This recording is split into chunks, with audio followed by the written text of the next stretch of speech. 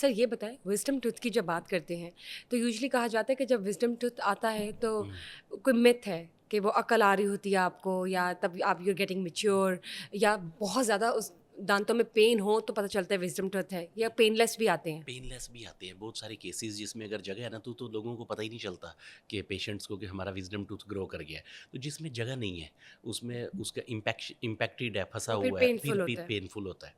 फिर उसमें कभी-कभार निकालना पड़ और जाता है। इसको विज़डम टूथ ऐसे ही कहा गया है या ये इसके पीछे काफ़ी कोई कहानी सालों है? से इसका नाम इसी तरह ही है, इवन के बुक्स में भी इसको विज़डम टूथ कहा लेकिन जाता है। इसका अकल से कोई ताल्लुक नहीं है। अकल से इसका कोई ताल्लुक नहीं, ये जब आता तब है जब बंदा मैच्योर हो रहा होता है 70 टू 21 ईयर्स में। इसीलिए तो इसको इसके इसलिए साथ इसका रिलेट नाम किया शुरू गया से है। रिलेटेड विज़डम टूथ इसको कहा जाता ठीक है। है। अब सर मुझे ये बताएँ, जब हम दाँतों की बात करते हैं, दाँतों की सफाई की बात करते हैं, तो जो टूथब्रश है उसको हमें साल में कितनी बार चेंज करना चाहिए? नहीं, साल में नहीं, एवरी 2-3 मंथ्स उसको चेंज कर देना चाहिए। कुछ ब्रश ऐसे भी अवेलेबल है, उसके ऊपर इंडिकेटर लगा हुआ है, कलर लगा हुआ है, वो चेंज हो जाए तो उसको आप चेंज कर दें। वैसे नॉर्मली 2 टू 3 मंथ्स में उसको चेंज कर यानी देना कि साल चाहिए। में 3 से 4 हाँ टूथब्रश जी, आप ऐसे चेंज ही करें। बिल्कुल। सर ये बताएँ, जब टूथपेस्ट की बात करते हुँ। हैं, तो हर किस्म की मुख्तलिफ़ किस्म की जो टूथपेस्ट हैं, वो मार्केट में दस्तयाब है। लेकिन असल में इफ़ेक्टिव टूथपेस्ट कौन-सी है जो कि आपको इस्तेमाल करनी चाहिए, या आपको उनको भी चेंज करना चाहिए साल में 2 या 3 दफ़ा?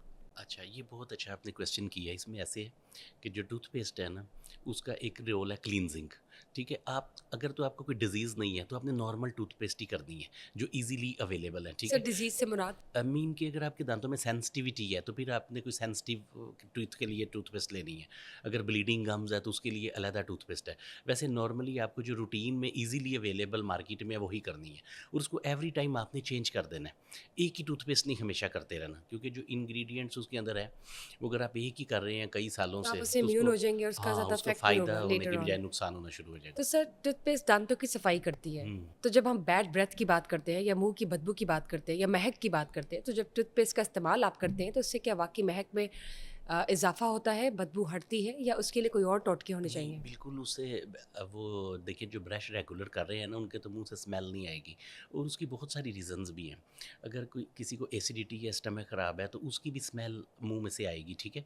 तो जो प्रॉपर ब्रश कर रहे हैं, उनका फिर मुँह ऐसी कोई ओरल हाइजीन का कोई मसला नहीं होता। और जो जैसे हम कहते हैं कि दंत मंजन होते हैं उर्दू में, पाउडर्स होते हैं कुछ इस तरह के जो कि आप दांतों में मलें ताकि वाइटनिंग हो जाए, खुद से जो आप इन चीज़ों का इस्तेमाल करते हैं, क्या वो इफेक्टिव है? उनको करना पहले चाहिए या नहीं? पहले बहुत ज़्यादा लोग ये मंजन वगैरह इस तरह की चीज़ें इस्तेमाल करते थे, लेकिन अब वो रिकमेंडेड नहीं है, क्योंकि एक तो वो दाँतों पे स्क्रैचेस डाल देते हैं, ठीक है?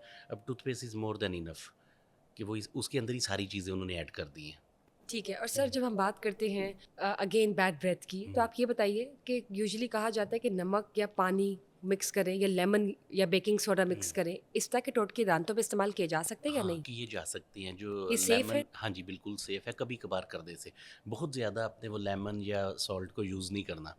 कभी-कभार आप उसको लेमन थोड़ा-सा ऐड करके उसमें टूथपेस्ट में तो उसको कर सकते हैं, उससे दाँतों के ऊपर अगर काफ़ी देर से कोई चीज़ें चिपकी हुई हैं, वो भी उतर जाती हैं। तो जो दांतों में कीड़ा लग जाता है, हुँ। आप मीठा खाते हैं या चॉकलेट्स खाते हैं या बच्चे खाते हैं, बेशक आपके परमानेंट टीथ हो या दूध के दांत हो, तो उससे कैसे बचा जा सकता है खुद से?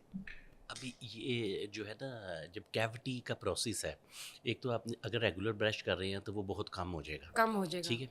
जो लोग ब्रश नहीं करते और बहुत ज़्यादा मीठा खाते हैं, तो उनमें जब कैविटी बन जाती है, जितनी अर्ली उसको ट्रीट कर लेंगे, उतनी जल्दी वो उतना वो ज़्यादा देर तक ठीक रहेगा। वरना आपका पूरा दांत खा जाता है वरना कीड़ा। वो अगर आप उसको ट्रीट नहीं ना करते, तो वो decay, it's a living bacteria, वो हुँ, सारे दाँत को फिर डैमेज करता रहता है। ठीक है। फिर सबसे पहले कैविटी बन गई, फिर उसके कुछ अरसे बाद उसकी स्टेज आ जाएगी सेंसिटिविटी, फिर भी अगर उसको ट्रीट नहीं करते, फिर उसके बाद उसको पेन और स्वेलिंग और फिर एक्सट्रैक्शन तक, दाँत निकालने तक भी पहुँच जाता है। तो ये जब आप दांतों पे कैप लगवाते हैं, हुँ। तो कुछ लोग लगवाते हैं सिंपल कैप, कुछ लगवाते हैं सिल्वर का कैप होता है या चांदी या सोने का, तो वो वाक़ई फ़ायदेमंद होता है लेटर ऑन स्टेज पे या नहीं? जब पहले काफ़ी देर पहले ना लोग पसंद करते थे गोल्ड के क्राउन। काफ़ी पहले गोल्ड के क्राउन कुछ कंट्रीज़ में ना पसंद किए जाते थे। जैसे ब्लैक लोग होते हैं तो उनको गोल्ड का एक क्राउन लगवा लेते थे, बड़ा अच्छा लगता था। फिर उसके बाद आगे सिल्वर के क्राउन, वो थोड़े चीप होते थे, लेकिन अब क्यों कोई भी पसंद नहीं करता गोल्ड या सिल्वर के। हर जो बंदा है वो चाहता है कि मेरा टूथ कलर के क्राउन लगे हों। जैसे ही अपने दाँत हैं और पता ही ताकि ना चले। नॉर्मल बिल्कुल, रहे। हाँ। लेकिन इनसे कोई साइड इफ़ेक्ट है जिन्होंने अभी भी सोने या चांदी के लगवाए होते हैं? नहीं, कोई साइड इफ़ेक्ट नहीं, वो तो किसी वजह से लगवाए होते हैं ना, अगर कोई दाँत ख़राब हो गया है, उसका स्ट्रक्चर पूरा करने के लिए क्राउन लगाया जाता है। सर ये बताएं, जब बात करते हैं स्मोकिंग की, हम्म, सिगरेट पीने की वजह से या जो ई सिगरेट्स आ गए हैं उनकी वजह से या पान खाने से या छालियाँ खाने से जो दांतों पे रंगत आ जाती है, हम्म।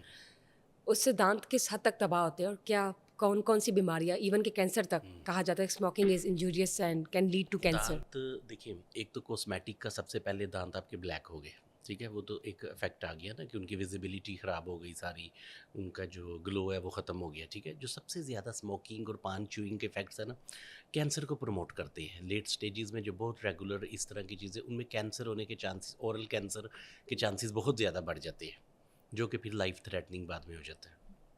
ये बताएं, जब बात करते हैं कुछ लोगों के दांत शुरू से येलो होते हैं हम्म, या कुछ लोगों के दांत बिल्कुल वाइट होते हैं चाहे वो चाय पिए या ना पिए, तो ये किस हद तक मिथ है या हकीकत है कि आपके अगर येलो दांत हैं तो वो सेहतमंद रहते हैं, या अगर आपके वाइट दांत हैं तो वो सेहतमंद रहते हैं? नहीं देखिए, अगर दांत आपका वाइट भी है या येलो है, उसका सेहत का लिंक तो है कि आपने उसको क्लीन कैसे करते हैं, ब्रश कैसे करते हैं, ठीक है।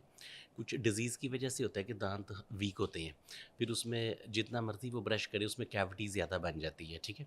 तो जो आपने कलर की बात की है ना, जितने वाइट कलर के लोग हैं ना, उनके दांत थोड़े से पेल होंगे। जितना डार्कर स्किन का कलर है, उनके दांत वाइट होंगे।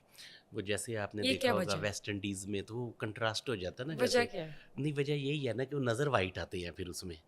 ठीक तो ठीक, जब ज़्यादा बहुत सारे, सेंचुएट हो जाता है वो रंग। हाँ जी। ठीक, अदरवाइज इसमें ऐसी नो कोई नो, स्पेसिफिकल बिल्कुल। बात नहीं है।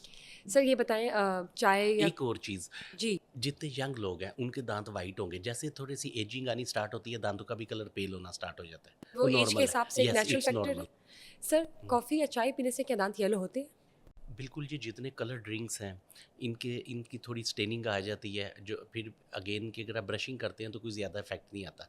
देखिए, 2-3 कप तो हर एक ने पीने हैं ना चाय के, कॉफ़ी के। जी जो बिल्कुल। बहुत ज़्यादा एडिक्ट हैं, फिर उसमें उनका पेल होना स्टार्ट हो जाता है कलर। तो सर ये बताइए, कॉफ़ी चाय का इस्तेमाल जो बच्चे बचपन में करते हैं, दूध के दांत होते हैं उनके, तो उससे कोई इफेक्ट होता है दूध के दांतों पे? हालांकि दूध के दांत ने अपनी एज के मुताबिक ही गिरना है और फिर परमानेंट टीथ आनी है। दूध के दांत जो है ना, उनको बड़ी जल्दी डिके लग जाता है। उनको जो परमानेंट दांत से ज़्यादा केयर की ज़रूरत होती है। बच्चों को लोग ब्रश ही नहीं करवाते हैं।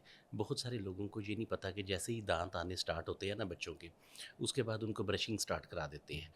उनकी मदर ने क्या करना है, एक फिंगर ब्रश मिलता है, अपनी उँगली पे पहन के तो उनको बच्चों को ब्रश करना है खुद से, ठीक ठीक ठीक है। ठीक। और दूसरी बात ये है कि जितना हम मिल्क टूथ का ध्यान रखेंगे उनके दूध के दांतों का, उतनी उनके परमानेंट दांत अच्छे आएंगे, ठीक है। जब तक वो उनके परमानेंट दांत सारे नहीं आते, उनको डाइट ऐसी देनी है जो बाइट करके खाएं। एप्पल दे दिया, पीच दे दिया। अगर दांतों का यूज़ होगा तो दांत गिरेंगे और नए आएंगे। आजकल बच्चे सख्त चीज़ें खाते ही नहीं हैं, तो हमें बहुत ज़्यादा फिर ऐसा करना पड़ता है कि खुद से निकालने पड़ते हैं जो मिल्क टीथ हैं, फिर परमानेंट उनके लेकिन आते हैं। सर वो क्यों, अगर आपके लेट दूध के दांत गिरते हैं और लेट परमानेंट टीथ आते हैं तो इसमें कोई नुकसान तो नहीं है? नहीं, वो फिर होता क्या है कि जो जगह है परमानेंट टीथ आने की, वहाँ से नहीं आता, वो किसी और पोजीशन से स्टार्ट हो जाता है ग्रो करना।